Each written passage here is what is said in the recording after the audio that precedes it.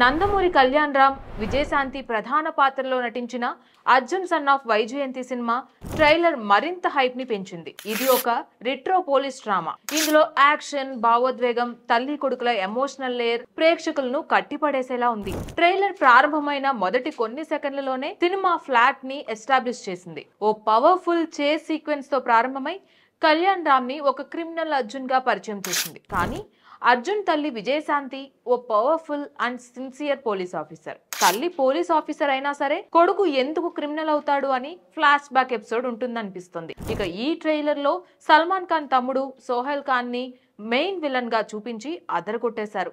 అర్జున్ తల్లి కోసం చేస్తున్న పోరాటం, ఆమె నమ్మకాన్ని నిజం చేయాలనే పట్టుదల, ఇవన్నీ కూడా ప్రేక్షకుల హృదయాల్ని గెలుచుకునేలా ఉన్నాయి. మాస్ ప్రేక్షకులను ఆకట్టుకునే అన్ని అంశాలు ఈ సినిమాలో ఉన్నాయి. Powerful dialogues, high voltage action సీన్లు, గ్రిప్పింగ్ బ్యాక్గ్రౌండ్ స్కోర్ తో ట్రైలర్ ఓ పక్క ఆకర్షించగా మరో పక్క ఎమోషనల్ ఎలిమెంట్ సినిమాకు పూర్తి స్థాయిలో బలమిచ్చాయి. అర్జున్ సన్ ఆఫ్ వైజయంతి సినిమా 2025 ఏప్రిల్ 18న విడుదలకు సిద్ధంగా ఉంది. ఈ సినిమాలో సాయి మంజ్రేకర్ హీరోయిన్ కాగా శ్రీకాంత్ పోలీస్ ఆఫీసర్ రోల్లో కనిపిస్తున్నారు. Please subscribe to the channel and download the Politicos app from the links in the description.